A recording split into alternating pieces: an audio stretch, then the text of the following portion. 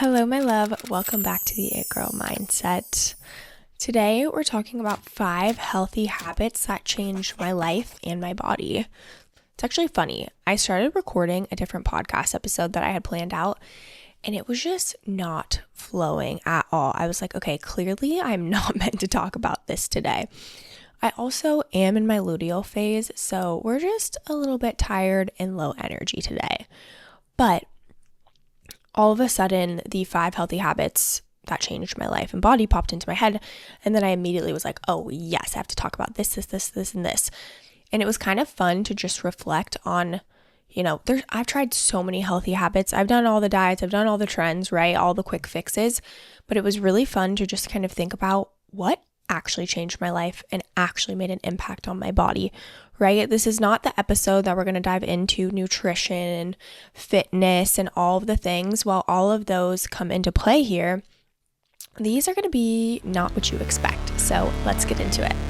Welcome to the It Girl Mindset, where I help you step into the next level version of yourself by mastering your mindset, manifesting your deepest desires, and connecting deeply with your body. It's about becoming the most authentic, radiant, unapologetic, and unbothered version of yourself. Together, we're going to chat about how to unlock your true potential and create a life that feels as good as it looks. If you're ready to become the healthiest, hottest, and most abundant version of yourself, you're in the perfect place. Let's get into it. So number 1 has to do with all habits in general, and that is making everything a ritual. Whether that's supplements, workouts, whatever it may be, in order for me to actually want to do the routine or the habit, I have to make it a ritual. It has to be a vibe. I'm very empathic and I feel energy very deeply. And so if the vibe isn't right, I'm not going to do it. For example, I used to just try to turn my office light on and just meditate in my office, and it was not the vibe at all. It was just the lighting felt off. The energy felt weird. I couldn't focus. I couldn't close my eyes. And I was like, you know what? Maybe I'll get a salt rock lamp and I'll have the lights off and I'll just have that and put my big headphones on. Sometimes I light a candle. Sometimes I do incense. Sometimes I light some sage. Truly, when I tell you, it is such a vibe. And so it actually makes me want to meditate and journal and do all my self-care habits. Another thing I was doing recently, and I don't do this all the time, but I've been making a matcha before I meditate and journal. It's like the cherry on top. Like it just makes my tummy feel just like warm and tingly. And honestly, it just makes it a million times more fun and enjoyable. Oh my gosh, if you're watching, my dog is so freaking cute. Make everything a ritual, make everything a vibe, whatever your habits are. Even if you are doing a workout at home, set the vibe, especially in the colder months when it's fall or winter and I do not want to work out. I'll do a workout in the house. I'll get my little light weights or maybe body weight or ball bangles, whatever. I will roll my mat out, but I will light a candle and I'll put some music on. I'll dim the lights. So again, it's just the energy of how I'm doing things shifts immensely. And don't get me wrong, sometimes even I do this when I'm putting away the dishes, because this is another thing this is another example of a habit that I used to hate doing, but when I just took a few moments to set the vibe, it wasn't as bad. I just hate putting away the dishes. I just hate anything to do with dishes. I hate washing dishes. I hate putting them away. It feels never ending, especially that I'm in my luteal phase. I literally just had a meltdown to my boyfriend yesterday. I was like, the dishes never end. Like it was a lot, but it's okay. Anyways, I'm just telling you that's where my mental state is at. And so I started to really want to romanticize everything in my life because I was like, how can I make this more enjoyable? I'm never going to say the dishes are going to be fun, but how can I make this more enjoyable? So what I've been doing is putting on some incense or putting on my diffuser with some like either peppermint or orange scent that really just kind of like brightens the vibe. I'll light a candle maybe, even though I'm going to stop doing that because I think all of the candles I have are not non-toxic, and they really made my skin break out a little bit. So I think instead I'm going to get like the fake candles and just put them inside the candle holders. Anyways, I put some fall music on. I dim the lights a little bit. I don't put on like the bright white lights because I usually unload the dishes in the morning. So I just, again, it's all about setting the vibe and making it and romanticizing it a bit. And even sometimes I go into it like, oh, I'm just going to get it done. I don't want to light the candle. I don't want to do the thing, whatever. And then sometimes I'm halfway through, I'm like, this sucks. And then I'm like, fine, I'll set the vibe. And then I do. And then it's so much more enjoyable. I know that sounds so small, but you can do that with anything. Another ritual, quote unquote, that I do is with my supplements. So as you know, I'm going to a naturopath. I'm on a huge supplement protocol right now for my gut. And when I first started going to her, this was probably like 2 years ago, I struggled really hard to take my supplements because there were so many. It just, when you think about supplements and you think about like these grandma, like Sunday, Monday, Tuesday, Wednesday, Thursday, Friday, Saturday, like kind of containers, I was like, okay, I'm going to spend $5 and I'm going to get myself a sleek black one. It's actually cute. And then I have like these little, I think they're dipping sauce cups, but I have a few of those. So I put my supplements every single morning when I come downstairs. I take them out of my sleek little supplement organizer, and then I put that inside the little cup, and it actually is cute and it's a vibe, and it makes me actually want to take my supplements. Okay.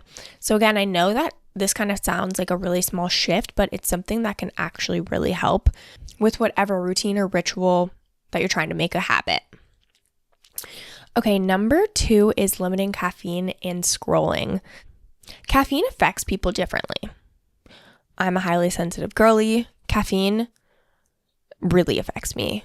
So I had to trial and error a bunch of different combinations of caffeine because I used to have like 3 cups of coffee. When I first got a Keurig, when I lived by myself, I would make like 3 cups of coffee, and I would just, such an anxious girly already. It was not the vibe.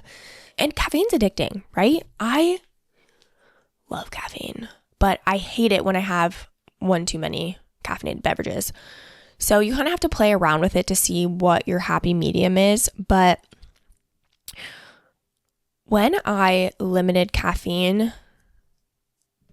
I felt like my digestion got better, definitely was not as anxious, and definitely not as rushy. Caffeine pulls me out of the present moment. When I'm too caffeinated, I can't sit still, I can't focus, I feel all jittery, and that's just not a vibe. It's not a fun feeling to have. And yeah, limiting caffeine just allowed me to be more present with everything in my life. I will say regulating my nervous system on top of that really, really helped.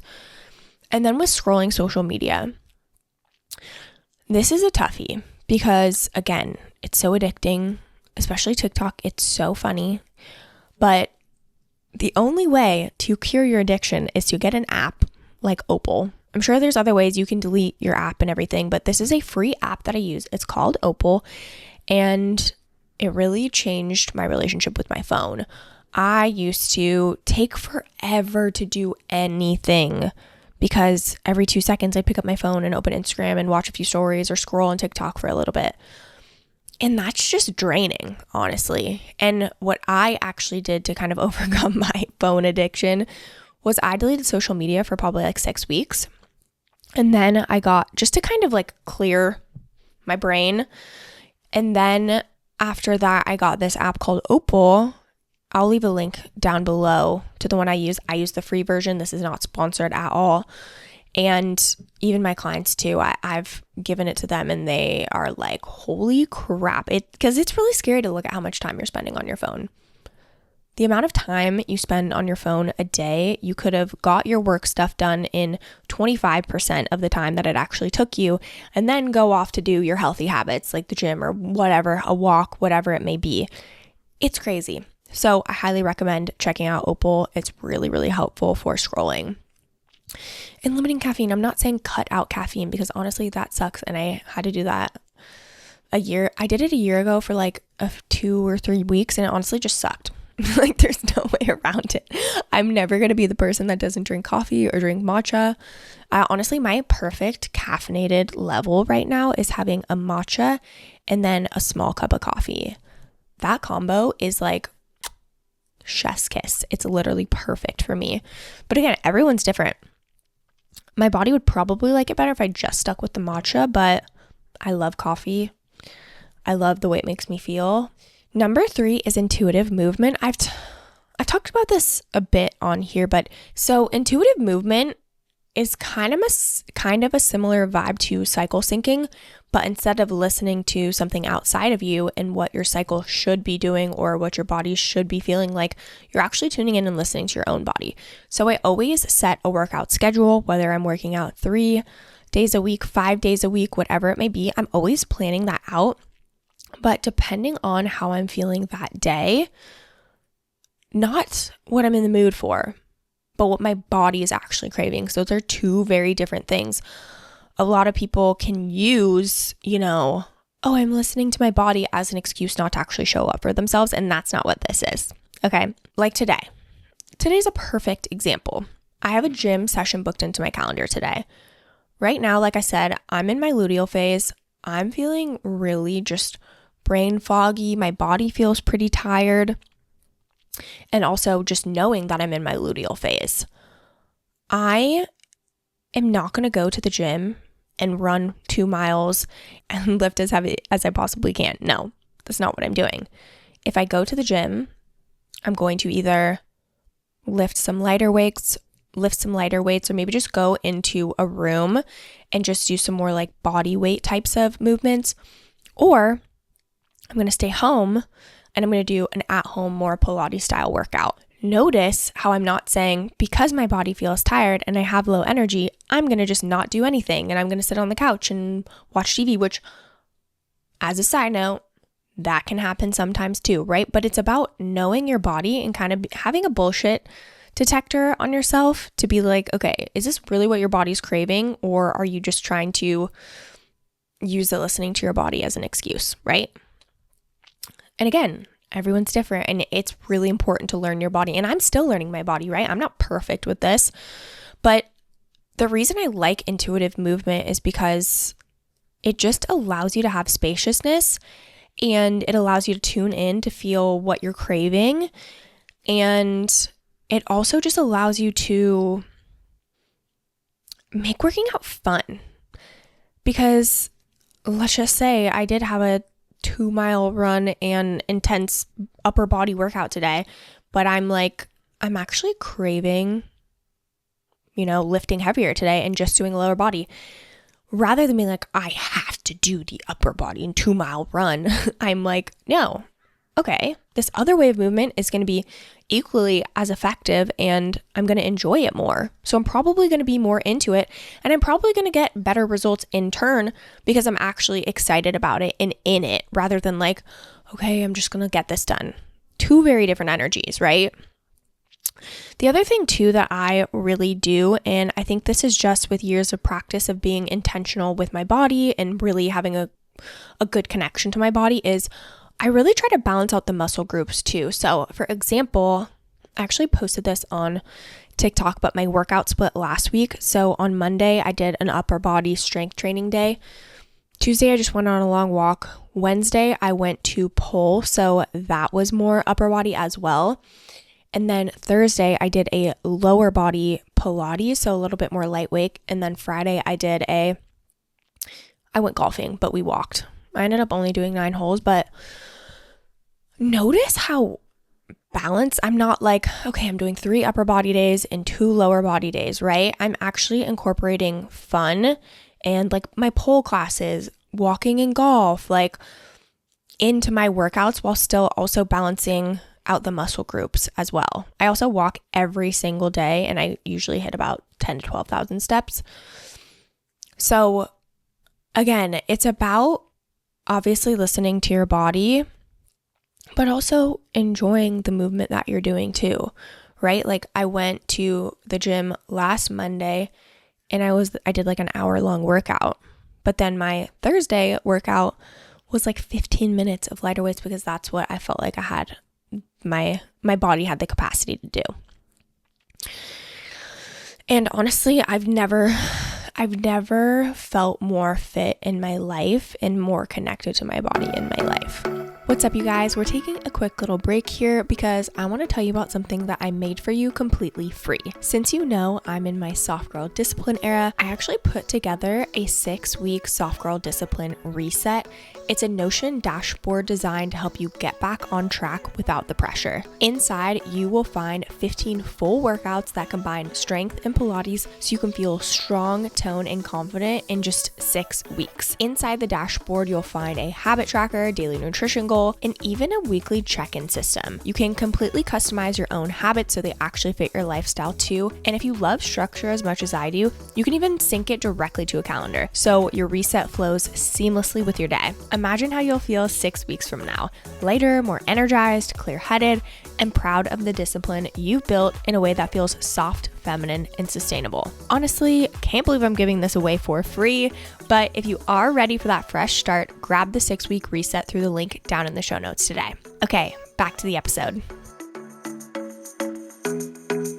Number 4 is structuring my day with intention. I'm a huge planner. I time block everything. I'm very intentional with what I do with my time and my energy.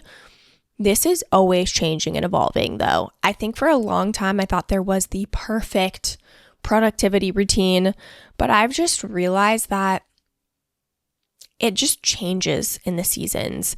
Some days I'm going to want to wake up and do a 90-minute work session and then get into the rest of my morning routine. Other days I just want to sleep in a little bit more, maybe meditate, and then go straight into walking my dog outside. There's different seasons for different things. And I always say this too, if you do not allocate time to get it done, it will not get done. So that's why when I time block, and if you're not familiar with time blocking, essentially you are using something like Google Calendar. I personally use Notion Calendar, but Google Calendars, they're all the same thing. And you put in, okay, from 7 to 7:30 a.m., I'm meditating. From 7:30 to 8:30, I'm showering and getting ready. Or maybe I'm going on a walk and then I'm showering and getting ready, right? You actually allocate the time to get it done. I'm not going to go into step-by-step on how to actually do this because that could be a whole podcast episode in itself. But I put in my habits. So when I'm going to the gym, I block that into my calendar. I block my morning routine. I block when I go to the grocery store. I block my actual work tasks. Even travel time too. You can leave that blank in your calendar, but you actually have to allocate that time too, right? Because if you end work at 5 and you expect yourself to be at the gym at 5:01, that's probably not going to actually happen, right? Also, I plan everything based on my energy. This is the best productivity hack I can give you. I know with corporate jobs, when you have less control of your schedule, this can be a little bit more challenging if you have like morning meetings or whatever it may be. But even when I was in the corporate world, I still had a lot of flexibility in getting tasks done and stuff like that. So plan your work, your habits based on your energy. If you are someone that has so much energy at 5:30 a.m., go to the gym in the mornings. If you're someone that more post-work, you kind of get another burst of energy, go to the gym in the evenings, right? I do this with work tasks too, and something that's working for me really well right now is waking up, meditating, journaling, whatever I gotta, kind of my mindset work. And then I've been doing like a 60 to 90 minute work block where I am just doing focused work task. And then I go, make a matcha, prep breakfast, take Luna on a walk. And then after that, I get into the rest of my work tasks. But I'm doing this based on my energy because I am so productive in the morning. I am so productive in the morning. I wish all day could be morning, honestly. But then for me, between 3 and 5, I'm honestly struggling a little bit. I'm so tired and I know that I can't do any critical thinking tasks then. I also am not really good at working out then because I feel physically and mentally drained. Knowing that allows me to schedule my day differently. So even today, I've got my focus work right in the morning. And then I'm going to go to the gym in the middle of the day, probably around like 12 or 1. And then when I get home, I have this time where I'm a little bit low energy, but I can do tasks like I can sit on the couch and edit my podcast, right? I can do some admin things that aren't so critical thinking brain, right? And strategically thinking brain. I can just do tasks that take less energy to do, right? Use this to your advantage. Again, even with healthy habits, even, meal prepping, whatever it may be, whether you have more energy in the evenings or the mornings, use that to your advantage. If you have a super flexible job, can you, get some of your own stuff done in the morning? If you're juggling multiple jobs, can you work on your side hustle in the morning and then get into your workday and do a midday workout, right? Like plan your day accordingly, especially if you work from home. Obviously, if you have calls and whatnot, like things that can't change in that capacity, but plan your day in according to your energy. You are going to be shocked at how much more you get done in way less time. Even for me, I'm podcasting, it's, like 10:30 in the morning. I've tried to podcast in the afternoon. My brain is just not working. And especially my luteal phase, by 3 p.m., I woke up at 5 o'clock today. By 3 p.m., my brain's going to be mush. Obviously, that's not ideal, but at the same time, like, I got to work with my body and my energy. That's the biggest productivity hack I can give you. The last healthy habit is protecting my energy. This is something that was really a struggle for me because I am a recovering people pleaser. Saying no was really hard for me for a long time. Even still, I really struggle with if I'm someplace and I'm tired or drained and I just don't have the capacity to be there anymore, leaving early. Time is non-renewable. You can't just magically make more time. So you should be protecting your time with your life. Setting boundaries, saying no to things, saying no to events, leaving early if you need to. That can be really challenging. But what's more important is your energy, especially for me, just being a creative founder, CEO. Like, I need so much space to take care of me so I can thrive in not only my career, but also the rest of my life. Like, even example, and this is something, again, I'm not perfect with this. I'm still really working heavily on this. I'll give you 2 examples of where I didn't do this. No, I'll give you 2 examples. 1, I ended up honoring it, but it was a fight. And 2, I didn't honor my energy or I didn't protect my energy. So number 1 was on Friday. Me and Eric went golfing. All of a sudden, by hole 6, I was like drained. Like, it was almost like this flip of a switch where I was just like having fun, vibing, and then all of a sudden it was like my energy was drained. I was so tired.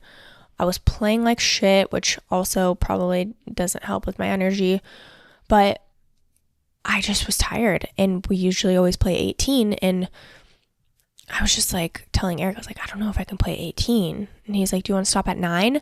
But I didn't want to disappoint him. I didn't want him to have to go play golf on his own, which he's fine. He loves golf. So he could do that for a bajillion hours. So it was really a fight for me to be like, I know I want to go home and sit on the couch with my dog. I'm mentally and physically exhausted, but I don't want to disappoint or let down my boyfriend. For like 30 minutes, I was in my head like, I'm going to go. I'm not going to go. I'm going to go. I'm not going to go. Like, just fighting myself. And my boyfriend was like, it's fine. Just go home. I'm like, okay, thank God. So I went home and I actually honored that. But even I really want to work on getting better at just like, okay, I'm going to trust my body. My body says I need to get the fuck out of here. So I'm going to, rather than, oh my gosh, what's he going to think? Blah, blah, blah, blah. All the things, right? And then another example is I slept so bad on Saturday night, and my niece had a gymnastics competition. It was like an hour and a half away, and I was going to go with my mom and stepdad, but it's like a whole thing. I don't know. I was maybe going to drive myself. I was so tired. I couldn't even think straight. That was one of those times where I probably should have just been like, okay, I'm sorry. I'm going to stay home and just protect my energy right now because I have none to give. Instead, I ended up pushing through and going, and I don't regret that, but that's one of those times where I didn't want to disappoint my niece. I wanted to be there for her first competition in level 4. And yeah, so I just didn't want to disappoint her, and I wanted to be there and support her. So I did that instead of protecting my own energy. And I just felt like I wasn't, not that I need to be peppy, but I didn't even stay the whole time. Like, I ended up missing 2 out of her 4 events. Like, I probably would have been better off just not going to her first one and going to her next one, right? So again, protecting my energy is something that's still a challenge for me, and it's still something that I'm working on, but we'll get there. And I think it's something, even if you're just starting out and you're like, I'm such a people pleaser, I can't say no to anything, just try practicing saying no to one thing that you genuinely don't want to go. If you want to go, go. But if you are like, I don't feel like going to this thing, like I feel really drained, I really just want to rest, especially like if you're in your luteal phase like me. So protect your energy and honor your boundaries. Those are the 5 healthy habits that really changed my life and body. Just to recap: 1, make everything a ritual. Number 2, limit your caffeine and scrolling. Definitely download Opal. Number 3 is intuitive movement. 4 is structuring my day with intention. And then 5 is protecting my energy, which we are really working on. Okay, my loves, that wraps up this episode. Don't forget to rate and review the show. It would mean the absolute world to me. If you're watching on YouTube, don't forget to subscribe to the channel. Okay, my loves, thank you so much for being here, and I'll see you in the next episode.